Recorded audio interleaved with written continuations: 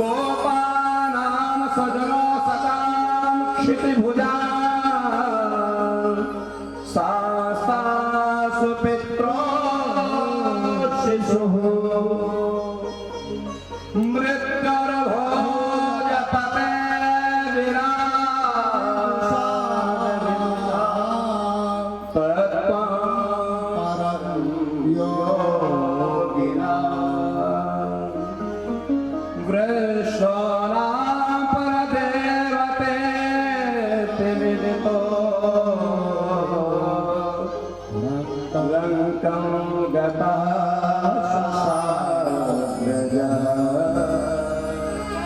क्या हुआ? बोले भगवान कैसे दिख रहे हैं? बोले मल्लों को लग रहा है कोई मल्ल योद्धा है। और स्त्रीणाम स्मरो मूर्तिमान, जो माताएं हैं उनको लगता है अरे मेरा लाला है महाराज। जो कन्याएं हैं उनको लगता है ये मेरे होने वाले श्रीमान जी है।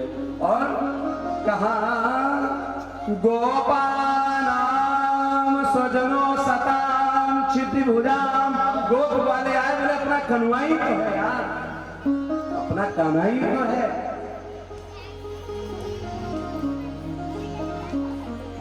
शास्ता सुपित्रो शिशु, आज वसुदेव जी ने देखा जो बंदी जनों के बीच में खड़े हुए, आहा मेरा बेटा आ गया। एक व्यक्ति है जिसको क्या दिखते हैं कि मृत्योर्भोजपते विराज विदुषाम, ये जो भोजराज कंस है ना, इसको लगता है प्रगट मृत्यु हमारे सामने दिख रही है। भगवान ने क्या किया? मुष्टिक चाणूर का वध किया, छलांग लगाई है, कंस के बालों को पकड़ा है, पृथ्वी पर पटक दिया। कंस कहता है मुच्चितामेश, मेरे बाल छोड़ दे, मेरे बाल छोड़ दे, मेरे केश छोड़ दे। क्यों?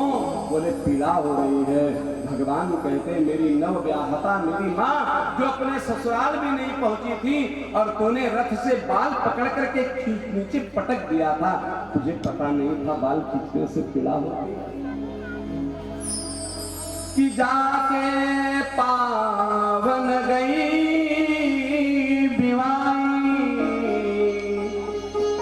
सो का जाने पीर पराई।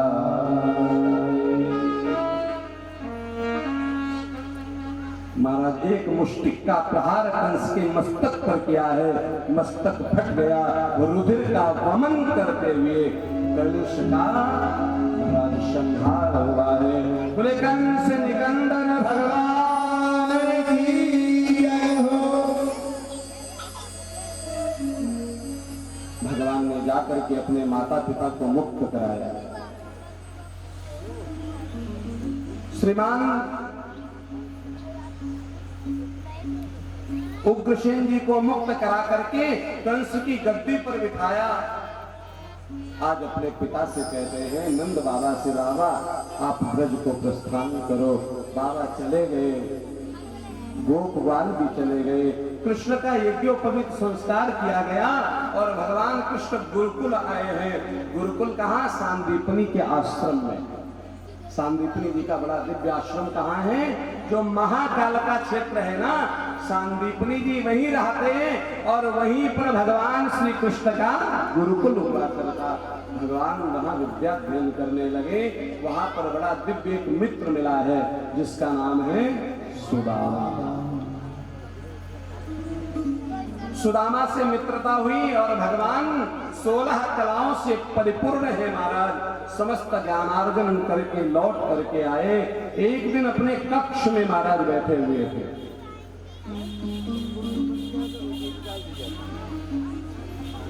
बृहस्पति के एक शिष्य हैं, भगवान कृष्ण उनको बड़ा स्नेह देते, नाम है श्रीमान उद्धव जी महाराज। उद्धव जी महाराज कृष्ण के बड़े दिव्य मित्र बन गए। उन दिनों मथुरा में आए हुए थे। कृष्ण अपने कक्ष में बैठे। आज मैया ने क्या किया? बड़ा दिव्य भोजन का थाल लगाया और उस थाल को लेकर के हमारे गोविंद के सामने गई। और पता है गोविंद के सामने गई तो मन में भाव आया कृष्ण को क्या अच्छा लगता होगा। बोले कुछ दिन रुका था तो गुरुकुल चला गया था, कृष्ण को क्या पसंद है हमें नहीं पता, लेकिन हम सुनते मक्खन मिश्री पसंद है। तो क्या उस थाल में महाराज मक्खन मिश्री रख करके गोविंद के सामने रख दिया, और जैसे ही कृष्ण ने मक्खन मिश्री को देखा तो नेत्रों से अश्रु की धारा बह गई। आज उसको यशोदा की याद आ गई, नेत्रों से अश्रुपात होने लग गया, इतनी जोर से रुदन करने लगे। देवकी मैया तो भयाक्रांत हो गई, डर गई, दौड़ी दौड़ी वसुदेव के पास पहुंची। स्वामी देखो कान्हा रुदन क्यों करने लगा, मैं तो बड़े प्रेम से भोजन लेकर के गई थी। वसुदेव जी कहते कृष्ण के स्वभाव को मैं तो जानता नहीं, क्या उसे पसंद है क्या नापसंद है, मेरे से तो ज्यादा बात भी नहीं करता है। एक काम करो, उद्धव आया है ना, बोले हाँ उसको भेजो, मित्र है ना, शायद अपने मन की बात कह दे। उद्धव कृष्ण के पास पहुंचे, अरे लाला क्या हुआ, क्यों चिंता करते हो, क्या सोचने लग गए, भोजन करो ना। देखा कृष्ण के मुखमंडल को उद्धव ने, अश्रु की धारा बह रही है, जैसे बरसों की कोई कमाई खाती चली गई हो महाराज। अरे किसका वियोग कर रहे हो, बोले उद्धव एक मन की बात बताओ, किसी से कह नहीं सकता। बोले क्या, उद्धव मोसे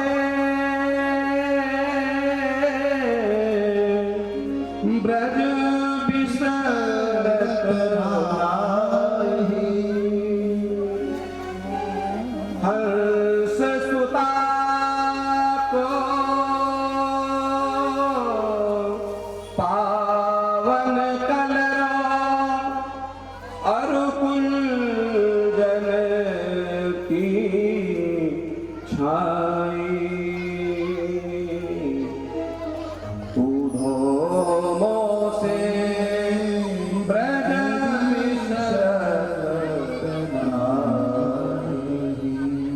जब ही सुरत आवेवा सुख की, मम मुख निक सतवाही।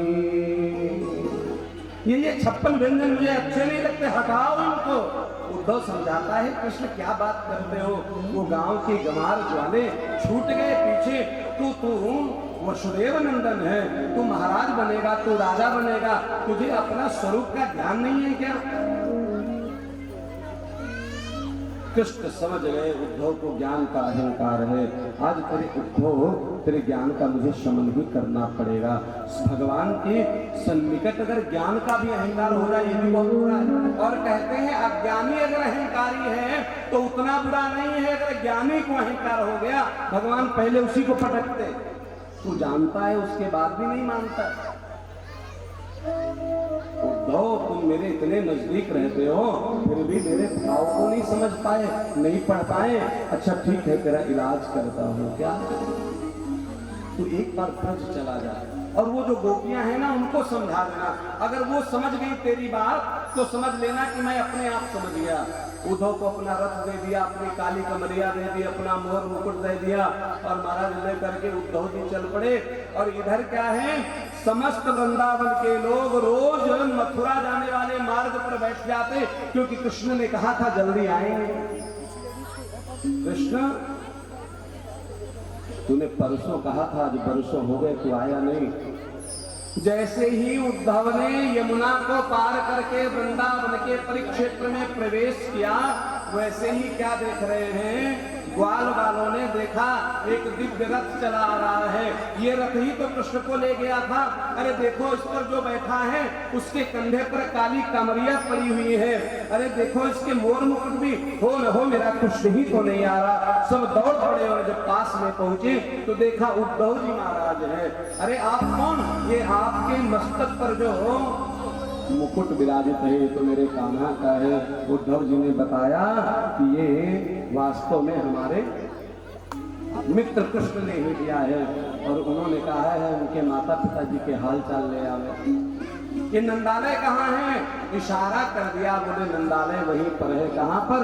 बोले ये नाली देख रहे हो ना, इसमें जो पानी की धारा आ रही है ये कोई साधारण पानी की धारा नहीं है। बोले फिर क्या है? बोले नंद यशोदा जी रुदन करते हैं, उनके अश्रुओं का पनारा ही है, इसको देखते हुए चले जाना। जिस घर में ये निकषित होते दिखाई दे वही नंदालय है।